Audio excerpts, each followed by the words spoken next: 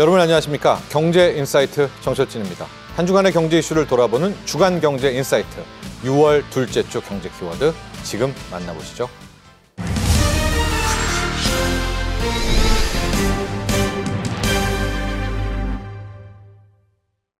이재명 정부, 이재명 대통령이 이야기했던 이 주가 부양 정책, 정확히는 이제 K증시 저평가 해소 정책, 이렇게 봐도 될 것 같습니다. 그 내용들을 한번 쭉 리스트해 보도록 하죠.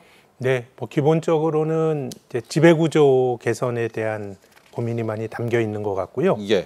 우리가 이웃 일본 증시가 한 10여 년 동안 지배구조 개혁을 하면서 주가가 좋았거든요. 예. 그래서 이제 상법 개정을 비롯한 어떤 지배구조 개선이 가장 핵심인 것 같고, 한국이 미국과 비교하긴 그렇습니다만은 이웃 대만이나 일본 정도의 밸류에이션을 받아도 주가 지수가 5,500, 6,000은 너무 좀 단순한 비교지만, 네. 그래서 핵심은 제 생각에는 공정거래 질서 확립 이런 것도 있지만은 크게 보면 상법 개정으로 대표가 되는 지배구조 개선에 대한 기대가 지금 주가에 투영이 되고 있는 것 같습니다. 그래도 이 자사주 소각 문제는 따로 또 정책적으로 다룰 가능성이 있거든요. 네. 정말 이게 이제 실제 현실화가 된다라고 하면 어느 정도의 상승 효과를 줄까요? 근데 제 생각에는 자사주를 가지고 지배주주들이 자기 이해관계에 맞는 일을 많이 했죠. 예. 이제 워렌 버핏이 운영하는 버크셔 해서웨이는 자사주를 삽니다. 근데 소각 안 해요. 예. 그걸 가지고 버핏 보고 왜 주주를 신경 안 쓰느냐 이런 얘기하는 사람 없지 않습니까? 네.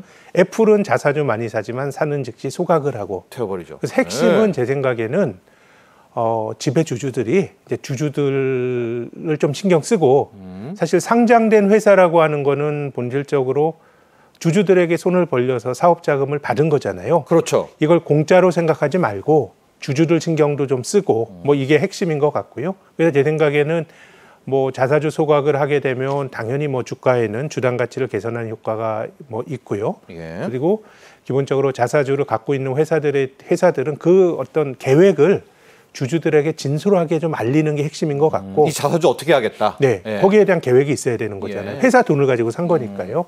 그렇기 때문에 전체적으로 상법 개정을 비롯한 자사주 소각 이런 논의의 근간에는 상장 회사면 주주를 신경 써라라는 거고요. 그래서 이제 일본이 지배구조 개혁을 한 10년 정도 했다고 말씀드렸는데 주주들의 요구가 너무 드세니까 상장 폐지하는 회사들이 많아요.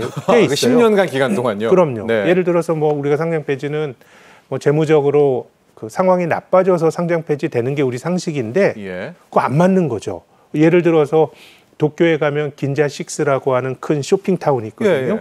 거기 그 컨비니언스 컬처 클럽이라고 하는 일본 상장사가 그거 운영하는데 이 상장사는 그 빌딩을 되게 쇼핑몰을 고상하게 운영하고 싶어 해요. 그래서 츠타야라든가 서점도 넣고. 예. 근데 주주들 입장에서는 상장된 회사인데 왜 거기 서점 넣니? 더 수익성이 높은 거를 넣으라고 할 수 있는 거잖아요. 예. 그럼 이제 그 회사는 나의 철학과 상장사가 안 맞는다라고 생각하는 거죠. 그럼 증시 떠나야죠. 떠나는 예. 거죠. 전 그런 옵션도 있다고 봐요. 떠날 때도 당연히 주주들에게 돈을 받았기 때문에 공개 매수를 하고 공개면서 해야죠. 주주들에게 충분한 대가를 주면서 해야 되는 거기 때문에 제 생각에는 이제 자사주 소각이나 이런 게 정답이 있는 건 아닌데 네. 핵심은 주주들 신경 쓰고 기업이 하는 행동에 대해서는 주주들에게 충분히 소명해야 된다라고 하는 게 지배구조 개혁의 저는 정신이라고 봅니다.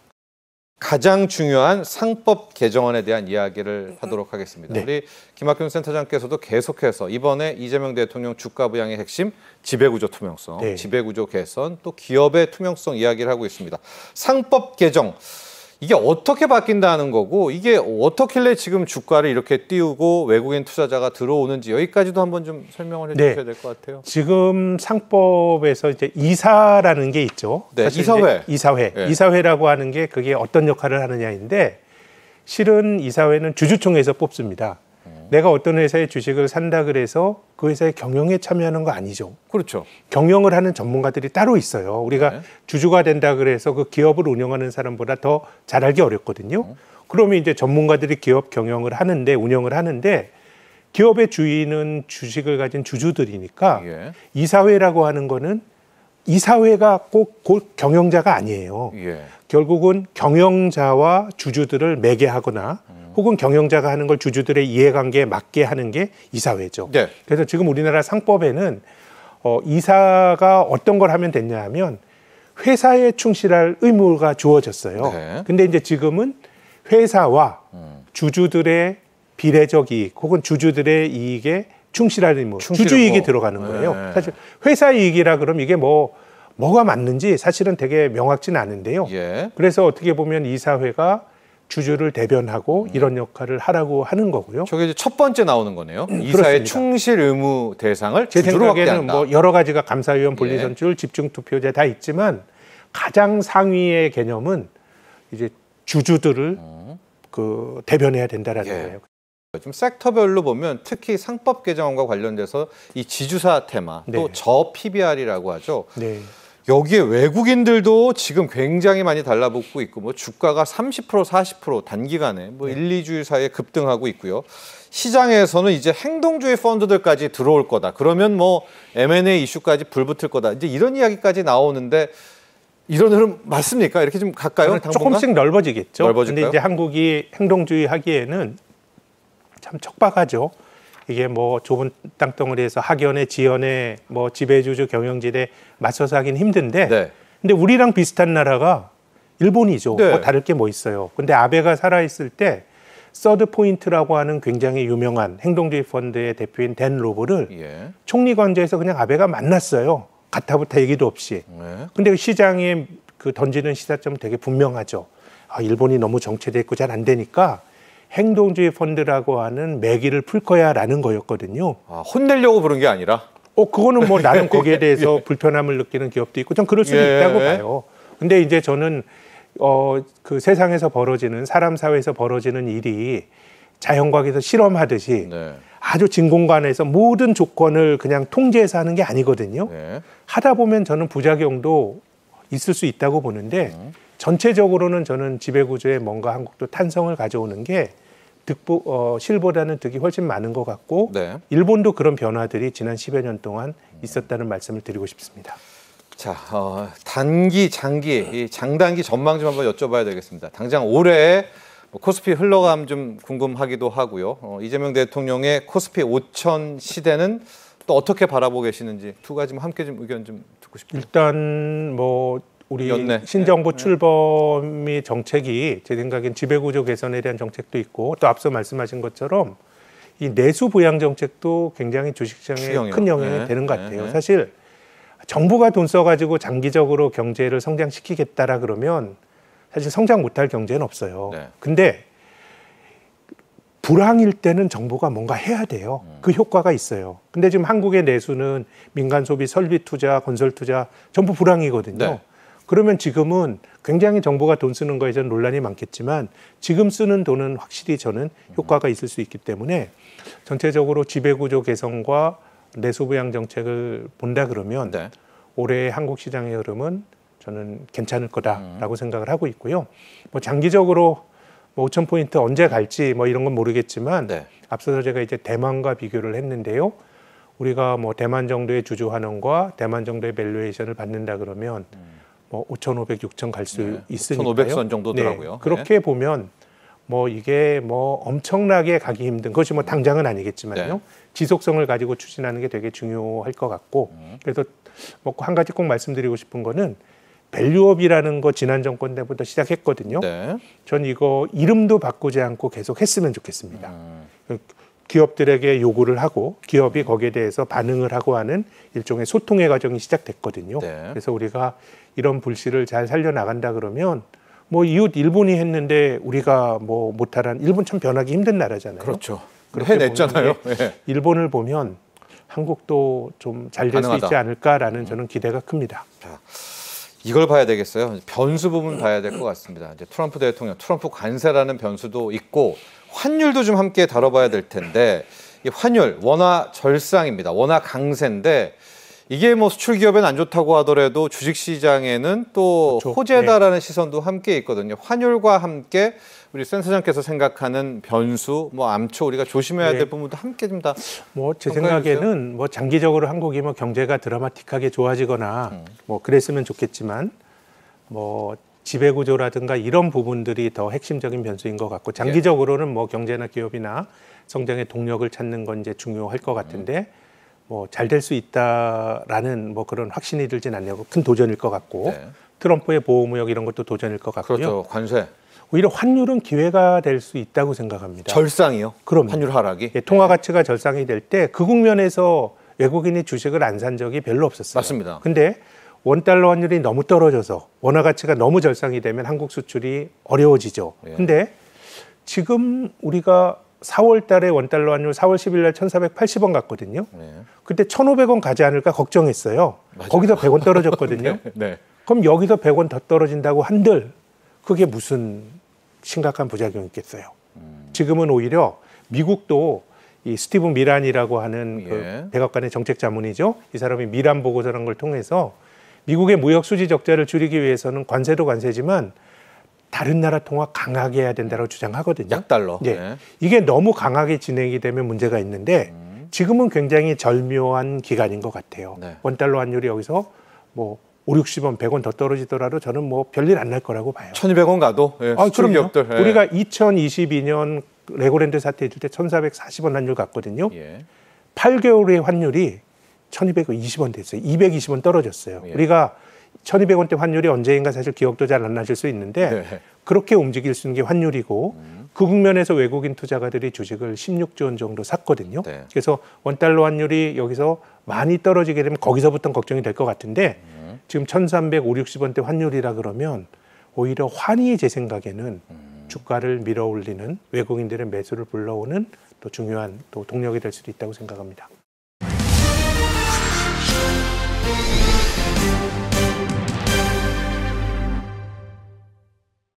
우리가 반도체는 잘하는 거는 알고 있는데 AI는 약간 처진다 이런 이야기가 여기저기서 나오고 있거든요. 우리나라의 이 AI에 대한 기술력 수준은 전 세계에서 어느 정도일까요?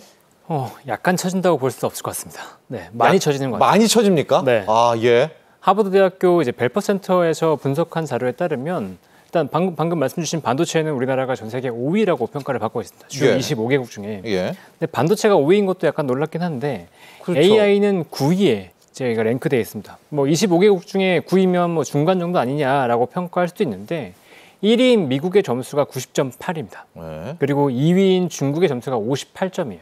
근데 9등인 우리나라 점수는 14점입니다. 그 중에서도 우리나라가 좀 취약한 부분이 있는데 AI 모델의 정확도가 우리나라 빵점입니다. 빵점이요? 빵점. 네, 우리나라가 LLM 모델이 자체적으로 없죠. 외부 모델을 이제 사서 쓰다 보니까 거기 정확도 평가반에서 이제 빵점을 받고 있죠. 그만큼 우리나라 AI에 관련된 부분이 굉장히 낙후됐다고 볼 수 있고 특히나 인재와 관련된 부분에서도 AI 인재 지표가 2.6점, 미국이 19점, 중국이 20점인데 반해서 우리나라의 인재도 굉장히 부족하다고 평가를 받고 있습니다. 네. 반도체가 5위인 것도 솔직히 좀 이해는 안 가거든요. 그럼 왜 이렇게 처졌을까요? 근데 생각해 보면 우리나라가 이제 반도체 강국이라고 얘기하는 건 메모리 때문이거든요. 그렇죠. 메모리가 사실상 반도체에서 차지하는 비중이 생각보다 그렇게 크지 않아요. 그러니까 팹리스 쪽, 그러니까 설계 쪽, 비메모리 파운드리가 훨씬 크다 보니까 우리나라는 그쪽에서는 좀 약하죠. 그리고 설계가 약하다 보니까 뭐 엔비디아 같은, 인텔 같은 이런 글로벌 굴지의 기업이 없죠. 그리고 파운드리도 약하니까. 그렇죠. 그리고 우리나라 제조는 강한데 또 문제가 장비가 약해요. 핵심 장비 같은 경우에는 국산화가 안 된 것들도 굉장히 많죠. 그렇기 때문에 그런 부분에서 아무래도 좀 점수가 낮아서 순위 같은 경우는 미국이 1등, 그다음 중국, 일본, 대만 순으로 반도체 관련된 평가가 돼 있습니다. 자, 이에 이재명 대통령과 신정부 바로 이 AI를 첫 선에 꼽았고요. 뭐 제일 공약이기도 했고 대대적인 투자와 지원 아끼지 않겠다라고 이야기했습니다. 자, 본격적인 정책 보기 전에 AI 관련한 공약이 있었지 않습니까? 그걸 좀 한번 리뷰해 보면서 시작을 해볼까요? 일단 AI 관련해서 대표적인 공약은 AI 100조 원 투자를 하겠다라는 발표가 있었습니다.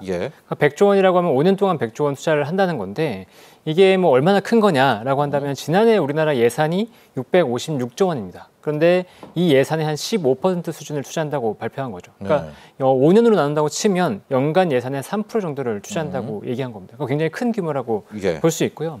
그럼 이렇게 과도한 투자가 이루어지는 게 맞냐라고 이제 생각할 수 있을 텐데 일단 어느 부분에 투자하냐가 핵심일 겁니다. 일단 100조 원을 투자하는 게 GPU, 그러니까 우리가 얘기하는 엔비디아의 AI 관련된 칩. 네, 요 GPU를 5만 개 정도 확보하겠다라고 발표했고, 그다음에 AI 고속도로를 구축하고 국가 혁신 거점을 육성하겠다라고 얘기했습니다. 네, 저게 이제 에너지 고속도로, 거기에 일맥상통하는 거죠? 에너지 고속도로는 조금 다릅니다. 다릅니다. 네. AI 고속도로. 네, 네. 그다음에 LLM 개발을 한다고 직접 LLM을 개발을 한다고 했고, 그다음에 해외의 유명 인재들을 유치한다라고 얘기했고요. 그다음에 모두의 AI 프로젝트라고 해서 모든 국민들이 이런 LLM에 접근할 수 있게끔 하겠다라고 얘기했고, 그다음에 규제 특례를 적용해서 AI 융복합 산업을 활성화시키겠다고 발표를 했습니다. 그러니까 이런 정책들을 통해서 AI를 발전시키겠다고 하는 건데, 뭐 상세적으로는 이런 내용들을 좀 살펴볼 필요가 있어 보입니다. 예. 챗 GPT, 뭐 요즘에 퍼블리시티 이런 이제 거대 언어 모델들이 생성형 AI가 많이 있고 프랑스도 드디어 하나를 좀 쓰고 있다고 하는데. 네.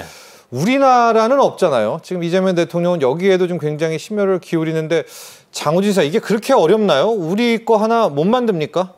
일단 GPU가 없으니까요. 네. 네, 뭐 학습을 좀 시켜야 되니까. 예를 들어서 네. 그록이라고 하는 걸 보면 예. 최근에 그록 2를 개발할 때 GPU가 10만 개, 그록 3를 개발할 때 GPU 20만 개를 샀다고 이해하거든요. 훈련시키면서. 네. 그런데 우리나라는 지금 우리나라 전체에 있는 게 한 5천 개?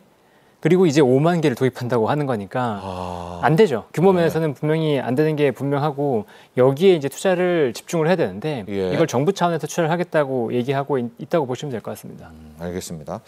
자, 그래서 컨트롤 타워가 정말 필요한데 이재명 대통령이 또 뭘 다 할 수는 없는 거 아니겠습니까? 네. 그래서 대통령실의 조직 개편을 통해서 AI 미래 기획 수석실을 신설하겠다.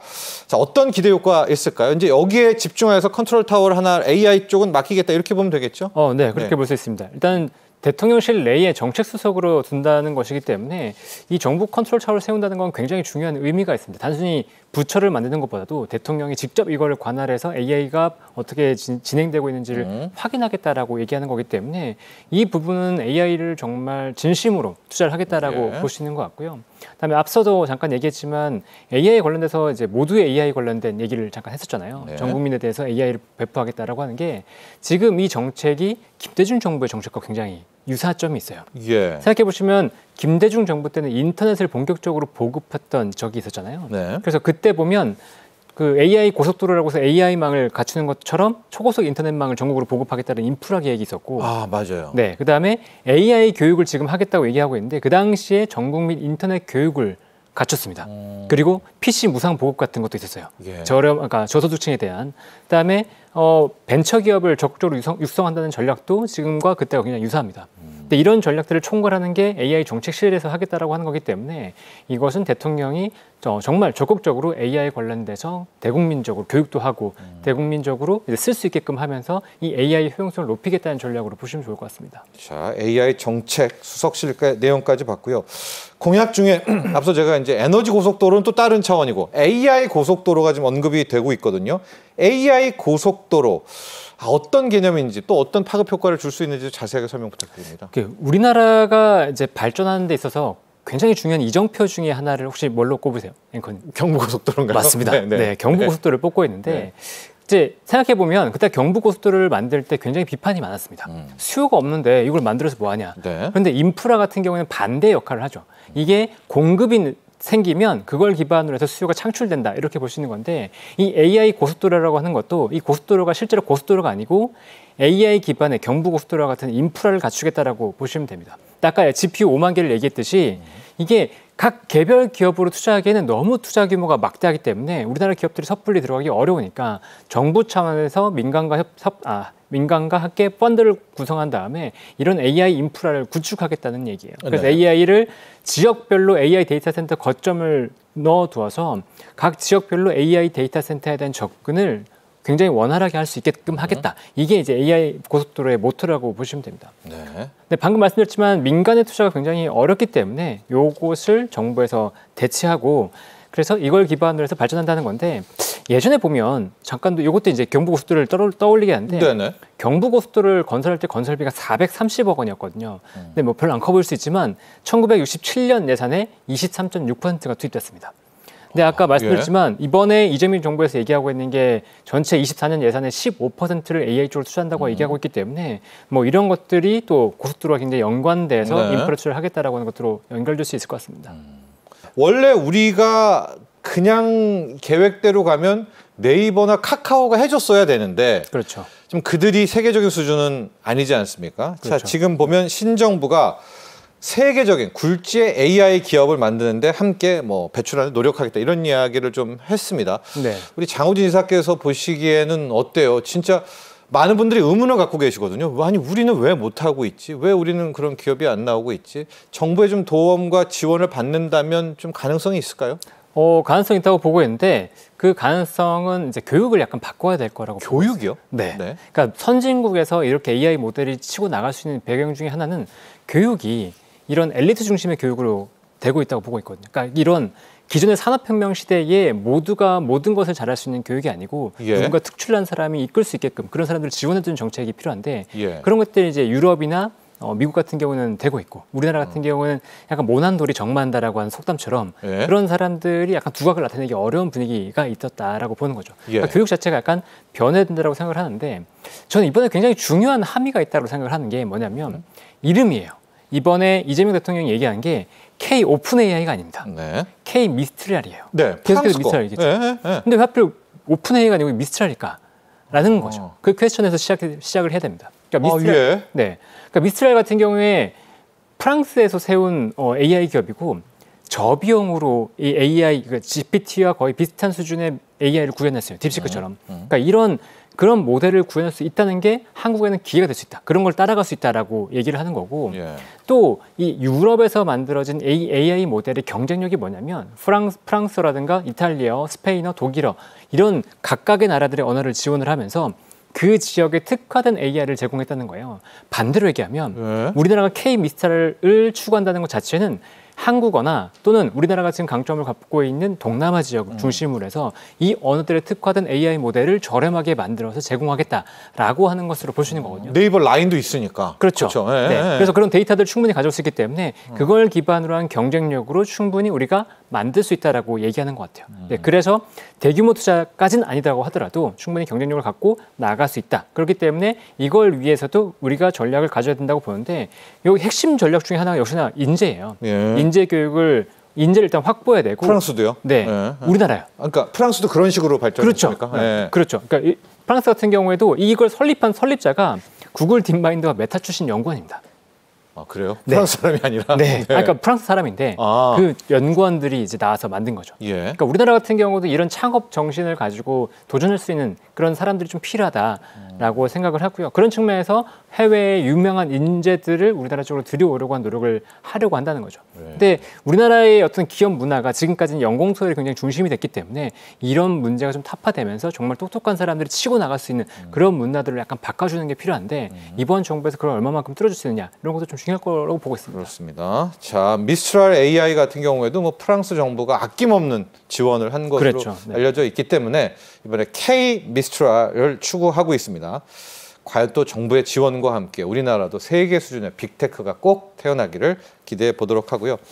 최근에 산업 현장에서 AI를 얼마나 활용하고 있나를 봤더니 당연히 대기업은 엄청 뭐 하고 있죠. 대기업 직원들도 AI, 챗 GPT 없으면 일 못한다 이런 얘기 나올 것 같아요. 65%인데 놀라운 게요. 중소기업 쪽도 한 35%, 40%까지 활용을 하고 있답니다. 그러니까 적어도 AI 쪽은 지금 대기업, 중소기업 할 것 없이 업무에 직접 많이 활용을 하고 있다는 뜻 아니겠습니까? 네, 아무래도 도움이 되다 보니까 활용을 하고 있는데 일단 생산성 향상 효과가 분명히 있을 거고요. 그다음에 페이퍼워크에서의 어떤 그럼요. 네, 의사결정 정확성과 속도 개선이 굉장히 클 건데 저는 반대로 조금 중소기업이 35.6%밖에 안 된다.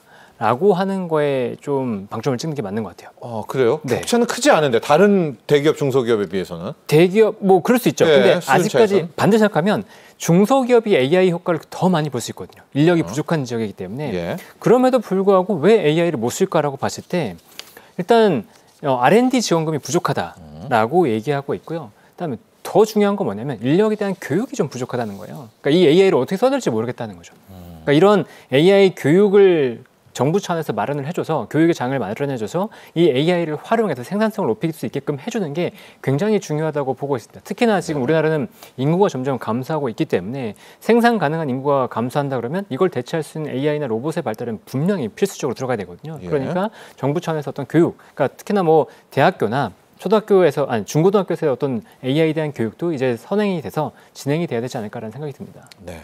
자, 지금까지는 신정부의 AI 정책 중에서도 AI 솔루션, 그러니까 소프트웨어 쪽을 봤는데 우리가 하드웨어 쪽도 분명히 AI 산업에 중요합니다. 바로 반도체 아니겠습니까? 네. 반도체 분야를 좀 놓고 보면 이재명 대통령은 팹리스와 파운드리 쪽에 대해서 굉장히 방점을 찍었습니다. 신정부의 반도체 관련한 공약과 뭐 정책 방향성도 한번 체크를 해보죠. 일단 당연히 대선 후보 시절에 반도체는 국가가 밀어야 될 산업이라고 강조를 했었고요.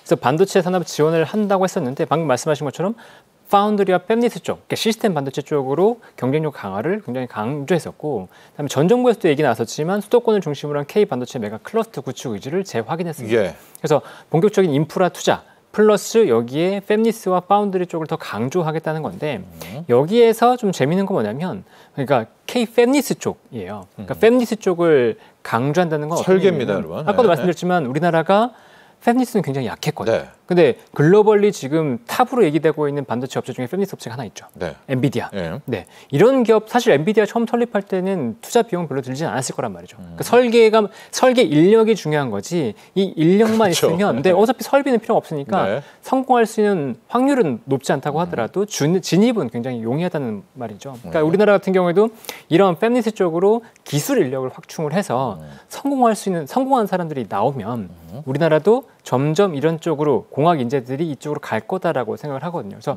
팹리스를 본격적으로 지원하려고 한다는 건 굉장히 긍정적으로 보고 있고 여기에 더불어서 팹리스가 성장을 한다면 자연스럽게 우리나라 팹리스 업체들이 또 파운드리 쪽으로 맡길 수 있을 거거든요. 그러니까 삼성전자의 파운드리와 팹리스가 공존을 하면서 같이 성장할 수 있는 배경이 될 거기 때문에 그것 자체도 굉장히 긍정적으로 보고 있습니다. 그렇습니다. 용인에는 이제 반도체 클러스터가 계획대로 이제 가고 있고요. 여기에 신정부 이재명 대통령은 K 팹리스 밸리, 그러니까 팹리스 공장이 없는 이 반도체 설계 쪽을 판교 쪽에 또 조성한다. 이제 양대축으로 가는 이런 구조가 되는 건가요? 네, 그럼? 그렇죠. 예? 네, 아무래도 그 반도체 제조 쪽은 땅이 많이 필요하고 공장이 필요하니까 요것은 이제 수도권은 이제 부지가 있는 곳으로 가는 거고 그다음에 애초에 판교는 우리나라의 실리콘밸리라고 얘기를 하고 있을 정도거든요. 지금도 그렇죠. 그렇죠. 그 소프트웨어 관련된 인력들이 워낙 많은 지역이 이제 판교이기 때문에 이런 인력들이 그쪽에 모여 있다는 건 굉장히 중요한 시너지 효과를 냅니다. 그러니까 그 인력들이 서로 마주하고 뭐 얘기를 나누면서 아이디어들이 발전을 하고 새로운 산업들이 또 상생하게 되거든요. 그러니까 마찬가지로 이런 팹리스 같은 경우에도 이 판교 쪽으로 이 기업들을 집중시키면서 이런 인력들이 서로 소통을 하면서 뭔가 새로운 비즈니스를 계속해서 창출해 나가길 바라는 거죠. 그리고 이런 전략 자체는 저는 굉장히 긍정적으로 보고 있습니다. 반도체 업계에서는 반도체 분야만이라도 뭐 52시간 이런 부분에 있어서 좀 유연성 있게 해달라 이런 것들을 많이 이야기하고 있는데 자, 어떤 식으로 입법 방향이 좀 잡힐지도 궁금하고 반도체 특별법 빠른 시기에 좀 완성이 될까요? 어떻게 바라보고 계십니까? 일단 반도체 특별법이 2022년에 상정됐던 법안입니다.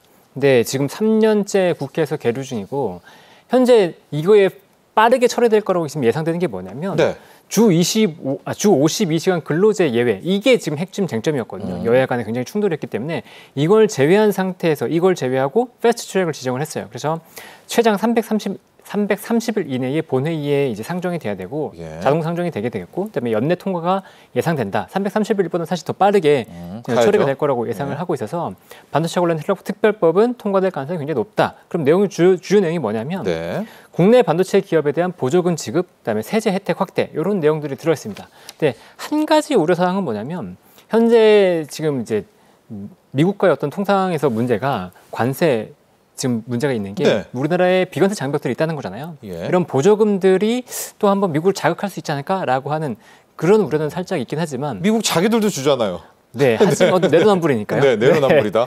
네, 그래서 뭐 미국 같은 경우는 나는 하지만 넌 안 돼라고 얘기하고 있어서 그런 것들을 어떻게 돌파할지는 약간 관건이긴 한데 그래도 우리나라의 반도체 어떤 산업 부흥을 위해서 이런 보조금 지급과 세제 혜택은 분명히 필요한 시기다라고 생각합니다. AI 3강, 미국, 중국, 대한민국 아니겠습니까? 민관 어떤 노력들 필요할까요? 인재 부분도 많이 이야기를 해주셨는데요. 네. 일단은 가장 중요한 건 지금 나온 공약들, 정책들 굉장히 좋습니다. 그럼 이것을 실제로 계획만이 아니고 실행과 관리를 할 수 있냐는 완전 다른 문제라고 봐요. AI 중요하다고 얘기하는 것과 AI 중요하니까 우리가 이걸 실행하고 계획해서 만들어야 된다라고 하는 건 완전 다른 문제라고 생각을 하거든요.